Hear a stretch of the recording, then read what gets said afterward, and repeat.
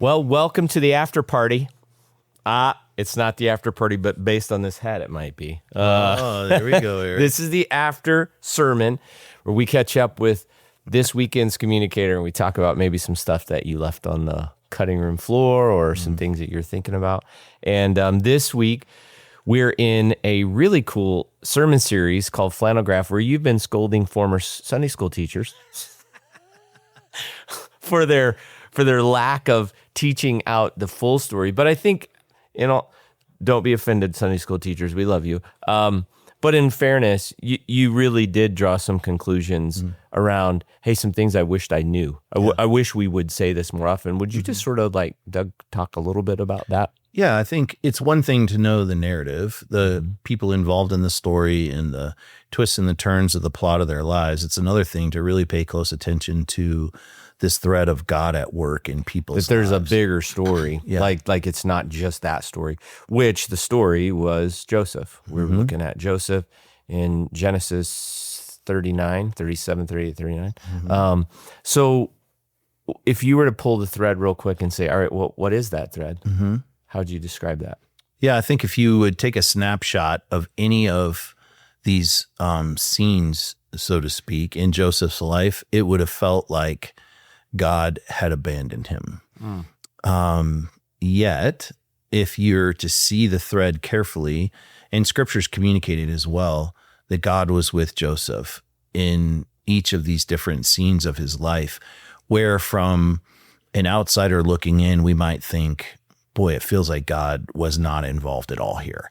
God abandoned him, God forgot about him, or God was busy doing something else that day, and he ended up in each of these different scenarios that were really difficult. But we can see God's faithfulness, and we can see Joseph doing his best to maintain faithfulness to the Lord in the middle of all of that too. It's interesting. I heard someone say this about God sitting outside the construct of time, right? That he sits outside its construct. We don't. And because of that, wherever we're at, that's where we're at. Yeah. So God's already worked the whole thing out. Yeah. It's already done. So it's almost like he's up there going, hey, just chill out for a minute. Like, I know what you're sitting in right now, but I've worked this whole thing out. There's a whole thing at play, and you can't see it because you're stuck where you're at. But that's where faith comes in. The ability to sort of know that God's doing something. And I think sometimes we get lost in the narrative of our own lives and the things that we have to face to forget God is actually at work in all of that. Totally. And sometimes we think that that's about our stuff. Like, that's huge. But it's bigger, and God's at work. And so as we navigate difficult circumstances, situations, relational things, all the things that God puts us into other moments of his bigger plan unfolding. And it's really hard. I've been there. It's really hard to sometimes see beyond the challenge of my circumstance to see God still there and God still at work. Well, so this is key. You made this line in the message, and I think it's really key. You said this. You said the man, this is Joseph, who walked out of that prison, right, was not the same 17-year-old boy who had been thrown in the pit, right? He was different. And oftentimes, the work isn't just about some of the external stuff.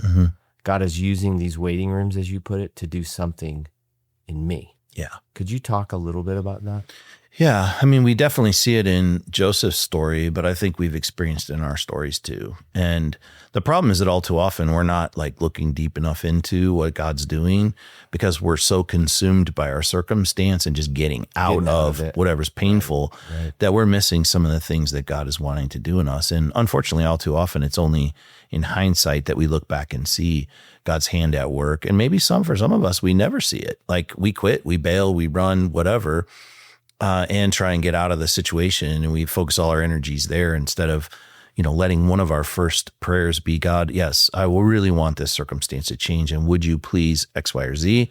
But at the same time, I want to pay close attention to what you're doing in me. Will you help me not miss it? See, this is huge. I actually had a conversation with Dr. Harv Powers this week. And he has he literally is. He's unreal. But he talks about the process of transformation, and his process, you cannot do it outside what he calls the crucible. Yeah. The crucible is the place that changes you from the caterpillar to structural change. And I think that's what you're getting at. Like, this was a crucible. Like, he was being put into this thing to be shaped into something different. Yeah. And I think why is it that we resist the crucible so much if indeed that's where transformation happens? Because it hurts. And we want out when it hurts. We have an expectation. And that's part of what I tried to address too, that like we think if we can just do all the things right, then my life is going to work out right. And that's not the Bible that we have. Like we do try and do things right. Yeah, sure. We try and remain faithful, even in difficult times.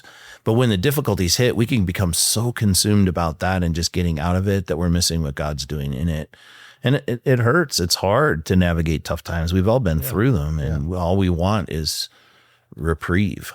Well, I think too, we've talked a ton about this in teaching team, and you mention it. So we have like this teaching team that meets every week. And I think it's all about understanding what the goal of your life is to be. And we live in a culture where we've engineered discomfort out, and the primary goal is to be comfortable. So like a crucible is probably like on the other end of comfort. Oh, for sure. Right? So it's like, oh, well, I shouldn't be in here. It's not that I don't even want to be in here.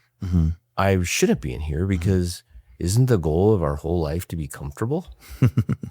So how do we fight against that? Like, what do we do with it? I think it's what you said, if the scriptures are true, that God was with Joseph in the pit, in Potiphar's house, and while he was in prison, then we need to understand that he's at work in those things in those seasons in our life too. It's really powerful. And I love the end of my message, because at the end, we're talking about a much bigger, grander picture of what God was doing. Yeah, I did. I love that. And it's, like his brother, this is a big deal. His brother's name was Judah, and one of the tribes of the nation of Israel is the tribe of Judah, which is also the tribe that Jesus comes from. And if these things hadn't happened and his brothers would have died in a famine, then this whole plan of God would have got circumvented somehow. Right. And so, Joseph would never know that. He would never know. I mean, he'll know in heaven. He didn't know in his lifetime